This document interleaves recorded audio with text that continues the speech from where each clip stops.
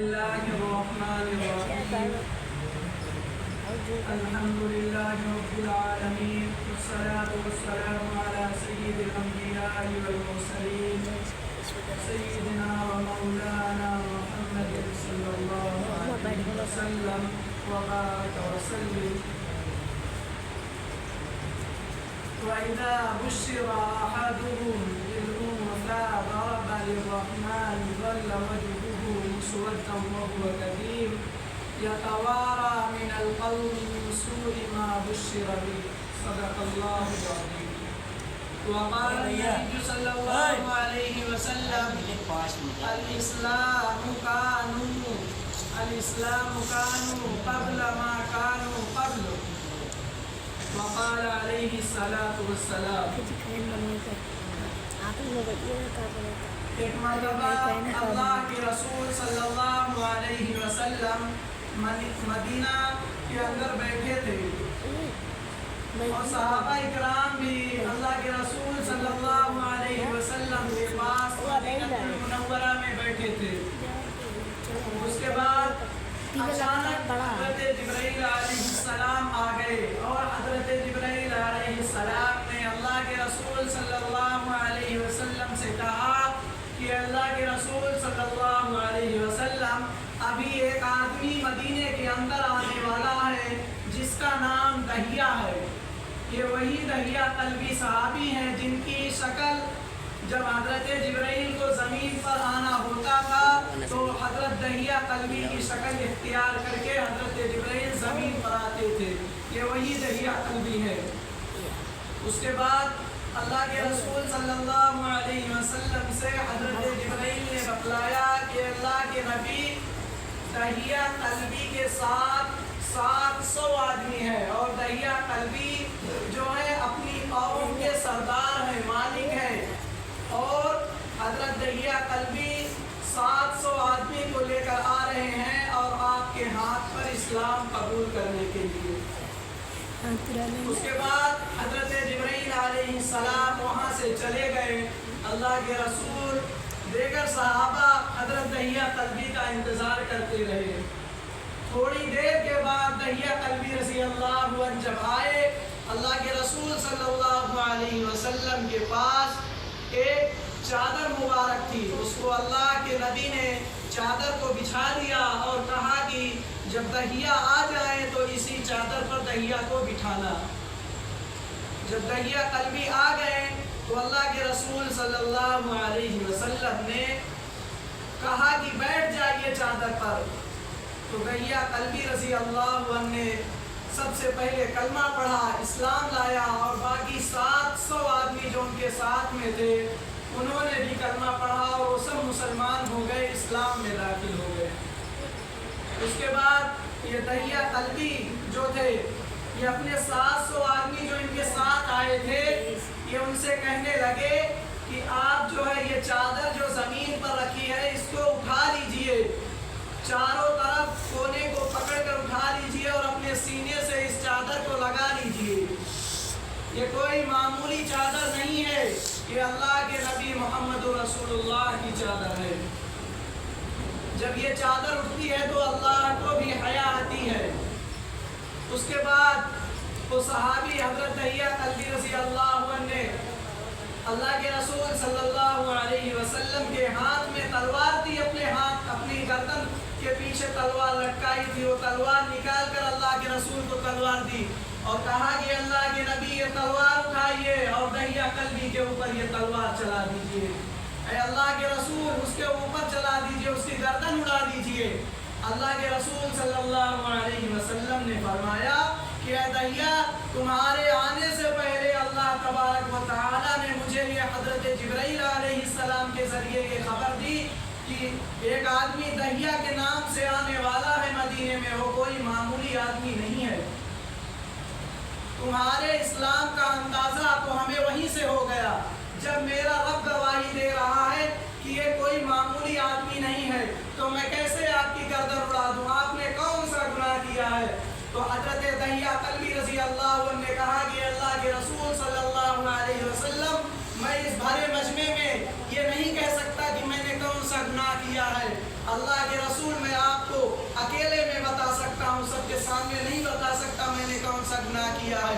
جب اللہ کے نبی نے سنا کہ دہیا آ رہے ہیں تو اللہ کے رسول نے حکم دیا بلال کو، جاؤ ابو ذر کو، طلحہ کو، عبداللہ ابن مسعود کو، عبداللہ ابن عباس کو، جعفر بن ابی طالب کو، یعنی سید صحابہ کو، عثمان کو، ابو بکر کو، علی کو، سب کو بلا کر لاؤ، یعنی بڑے بڑے صحابہ کو اللہ کے نبی نے مدینے کے اندر بلایا۔ اس کے بعد حضرت دہیا کلبی رضی اللہ عنہ نے فرمایا کہ اے اللہ کے نبی، مجھ سے یہ گناہ ہوا ہے کہ جب میں پہلے آپ کی نبوت کا اعلان نہیں ہوا تھا، یہ مکہ والے لڑکیوں کو زندہ دفن کر دیتے تھے۔ کسی اردو شاعر نے کہا، بدی کا زور تھا ہر سو جہالت کی گھٹائیں تھی، فساد و ظلم کی چاروں طرف پھیلی ہوائیں تھی، ذرا سی بات میں تلوار چل جاتی تھی آپس میں، پھر جنگ آتی ہی نہ تھی دو چار کے بس میں، اگر لڑکی کی پیدائش کا ذکر گھر میں سن لیتے تو اس معصوم کو زندہ زمین میں دفن کر دیتے، غرض جو بھی برائی تھی ان میں پائی جاتی تھی، مگر جب اللہ نے ان پر اپنا رحم فرمایا تو عبداللہ کے گھر خدا کا لاڈلا آیا۔ میرے بھائیوں، اللہ کے نبی صلی اللہ علیہ وسلم سے دہیا کلبی رضی اللہ عنہ نے کہا، اے اللہ کے رسول، میری ایک معصوم بچی تھی، میں اپنی قوم کا سردار تھا اور میں نے اپنے ہاتھوں سے اپنی بچی کو زندہ زمین کے اندر گاڑ دیا۔ اللہ کے رسول صلی اللہ علیہ وسلم نے جب یہ سنا تو اللہ کے رسول صلی اللہ علیہ وسلم کے چہرے پر اداسی چھا گئی۔ اس کے بعد دہیا کلبی رضی اللہ عنہ آگے اللہ کے رسول صلی اللہ علیہ وسلم سے اس واقعے کے بارے میں ذکر کرتے ہیں۔ اس کی ماں کہتی تھی کہ رک جاؤ، میں اپنے بچے کو دودھ پلا دوں، لیکن مجھے ذرا بھی رحم نہیں آتا تھا۔ میں اپنی بچی کو لے کر گیا اور اپنی بچی کو زمین کے اندر زندہ گاڑ دیا۔ اس کے علاوہ نہ جانے میں نے 100 بچیوں کو، اور جب میں سردار تھا 100 بچیوں کو اور زمین میں زندہ گاڑ دیا۔ اے اللہ کے نبی، اب تو آپ تلوار اٹھائیے اور دہیا کلبی کے گردن اڑا دیجئے، دہیا کلبی کے گردن پر سیدھا تلوار چلائیے۔ اللہ کے رسول صلی اللہ علیہ وسلم نے فرمایا، حدیث کے اندر آتا ہے، الاسلام کانوا ما کان قبل، الاسلام کانوا ما کان قبل، کہ اسلام کی خوبصورتی یہ ہے کہ جب کوئی ایک مرتبہ کلمہ پڑھ لیتا ہے تو مسلمان ہو جاتا ہے، اس کے اگلے پچھلے تمام نئے تازے پرانے جتنے بھی گناہ ہوتے ہیں، گناہ کبیرہ سے لے کر صغیرہ تک سارے گناہ معاف ہو جاتے ہیں۔ جب کوئی نیا اسلام میں داخل ہوتا ہے تو اسلام کی خوبصورتی یہ ہے۔ اور قرآن کریم کے اندر اللہ تبارک و تعالی پارہ نمبر 14 کے اندر فرماتے ہیں، وَإِذَا بُشِّرَ أَحَدُهُم بِمَا ضَرَبَ لِلرَّحْمَنِ ظَلَّ وَجْهُهُ مُسْوَدًّا وَهُوَ كَظِيمٌ۔ جب یہ مکہ والے لڑکی کی پیدائش کا ذکر گھر میں سن لیتے تھے تو ان کے دل جب یہ مکہ والے لڑکی کی پیدائش کا ذکر سن لیتے تھے تو یہ ایک دم کالے پڑ جاتے تھے، ان کے چہرے کالے پڑ جاتے تھے اور یہ غصے میں آ جاتے تھے۔ یتوارا من القوم من سوء ما بشر بہ، جب ان کی قوم میں لڑکی پیدا ہوتی تھی تب ان کے یہ حالات تھے، لیکن جب اللہ کے رسول صلی اللہ علیہ وسلم اس دنیا میں آئے تو عورتوں کا کیا حکم ہے، مردوں کا کیا حکم ہے، یعنی اللہ کے رسول نے ہر ایک طریقہ اس دنیا سے جاتے جاتے بدلا کر گئے ہیں۔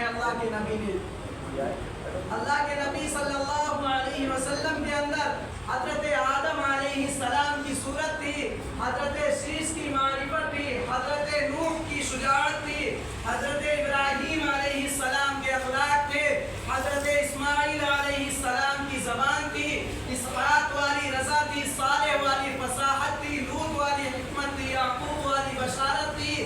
اور موسیٰ علیہ السلام والا جلال تھا، ایوب والا صبر تھا، یونس والی اطاعت تھی، داؤد والی خوشحالی تھی، دانیال والی محبت تھی، الیاس والا وقار تھا، اور حضرت عیسیٰ علیہ السلام والا زہد تھا۔ یعنی ہمارے نبی صلی اللہ علیہ وسلم کو تمام انبیاء کا ایک خوبصورت گلدستہ بنا دیا گیا تھا۔ جب ہمارے نبی محمد رسول اللہ صلی اللہ علیہ وسلم کو مکے کے اندر جتنی عورتیں تھیں چھوڑ کر چلی گئی تھی، حضرت دائی حلیمہ سعدیہ رضی اللہ عنہا کہتی ہیں کہ میرے شوہر جو تھے غریب تھے، کے رئیس تھے، سب کے بچے جو ہے بڑے بڑے لوگ اٹھا کر لے کر چلے گئے۔ جب میں اپنے وہاں گھر سے نکلی تھی، جس سواری پر میں سوار تھی، وہ سواری اتنا دھیرے دھیرے سفر کر رہی تھی، اور میں راستے میں کہیں بیٹھ جاتی، اس کے بعد پھر اٹھتی پھر چلتی، یہی معاملہ تھا۔ اس کے بعد جب یہ مدینے کے اندر یہ سواری پہنچی تو سارے رئیس کے بچے، بڑے خاندانوں کے بچے، تمام عورتیں اٹھا کر لے کر چلی گئی۔ اور جب میں نے دیکھا کہ یہ ایک ہی بچہ بچا ہے تو میں نے اپنے شوہر سے مشورہ کیا کہ کیوں نہ ہم خالی ہاتھ لوٹنے سے اچھا ہے کہ یہی بچہ اٹھا کر لے کر چلے جائے۔ جو خاندان وہاں بڑے لوگ تھے وہ بچے کو اس لیے نہیں لے کے جا رہے تھے ہمارے نبی کو کہ ان کے والد نہیں ہیں، اور جب ہم ان کو پال پوس کر بڑا کر دیں گی تو ہمیں اس کی اجرت کیا ملے گی، کون دے گا؟ اس کے بعد جب حلیمہ سعدیہ نے حضرت محمد رسول اللہ صلی اللہ علیہ وسلم کو لیا، اپنی سواری پر بٹھایا، تو سواری دھیرے دھیرے چل رہی ہے، غیب سے اللہ کی آواز آتی ہے، اے حلیمہ یہ جو بچہ تمہارے پاس ہے یہ کوئی معمولی بچہ نہیں ہے، اگر یہ بچہ کھلونا مانگے گا تو میں چاند کو کھلونا بنا دوں گا، اگر سیر و تفریح کو دل چاہے گا تو معراج پہ بلا لوں گا، اگر کوئی شہادت طلب کرے گا یہ بچہ تو میں پتھروں سے بھی کلمہ پڑھوا ڈالوں گا۔ اور اللہ تبارک و تعالیٰ نے وہ کر کے بھی دکھایا ہے۔ تو حضرت حلیمہ نے کہا کہ اللہ کی غیب سے آواز ہے، یہ بچہ کوئی معمولی بچہ نہیں ہے، اس بچے کو پیچھے مت بٹھاؤ، اس بچے کو آگے بٹھاؤ۔ جب حلیمہ سعدیہ نے اس بچے کو آگے بٹھایا تو یہ سواری جو تھی حضرت حلیمہ کی، جو رک جاتی تھی، بیٹھ جاتی تھی، پھر اٹھتی تھی، پھر چلتی تھی، پھر بیٹھتی تھی، اس کا یہ معمول تھا۔ یہ سواری خود اس کے اندر محمد بن عبداللہ کی وجہ سے قوت پیدا ہو جاتی ہے، طاقت پیدا ہو جاتی ہے اللہ کے رسول کی وجہ سے، تمام قافلہ والوں کی سواریوں کو پیچھے کر دیتی ہے۔ اس کے بعد جب قافلہ والے پوچھتے ہیں اے حلیمہ کیا تم نے سواری بدل دی ہے، تو حضرت حلیمہ جواب دیتی ہے میں نے سواری نہیں بدلی ہے بلکہ سوار بدل چکا ہے، میں نے سواری نہیں بدلی ہے بلکہ سوار بدل چکا ہے۔ کسی اردو شاعر نے کہا تقدیر حلیمہ کی جاگی رحمت کے بادل چھاتے ہیں، تقدیر حلیمہ کی جاگی رحمت کے بادل چھاتے ہیں، گھر جگمگ جگمگ ہوتا ہے تشریف محمد لے آتے ہیں، کہہ دو صلی اللہ علیہ وسلم۔ اس کے بعد ہمارے آقا محمد صلی اللہ علیہ وسلم حضرت حلیمہ سعدیہ کے گھر پہنچتے ہیں۔ جب حلیمہ سعدیہ کے گھر پہنچتے ہیں تو حلیمہ سعدیہ کی جو بکری تھی، گائے تھی، ان سب کے تھن میں دودھ خشک ہو گیا تھا، اور حضرت حلیمہ سعدیہ کا دودھ جو تھا خود کا خشک ہو گیا تھا۔ اس کے بعد جب اللہ کے نبی پہنچتے ہیں تو اللہ کے نبی کی برکت کی وجہ سے بکریوں کے اندر اور گائے بھینسوں کے اندر اور اونٹنیوں کے اندر دودھ جو ہے چھاتیوں کے اندر لہوحان پیدا ہو جاتا ہے، یہ اللہ کی قدرت سے اور اللہ کے نبی صلی اللہ علیہ وسلم کی برکت سے۔ میرے بھائیوں، حضرت عائشہ رضی اللہ عنہا کہتی ہیں، ایک مرتبہ ایک واقعہ لکھا ہے، حضرت عائشہ کہتی ہیں کہ مصر کی عورتوں نے جب حضرت یوسف علیہ السلام کو دیکھا تھا،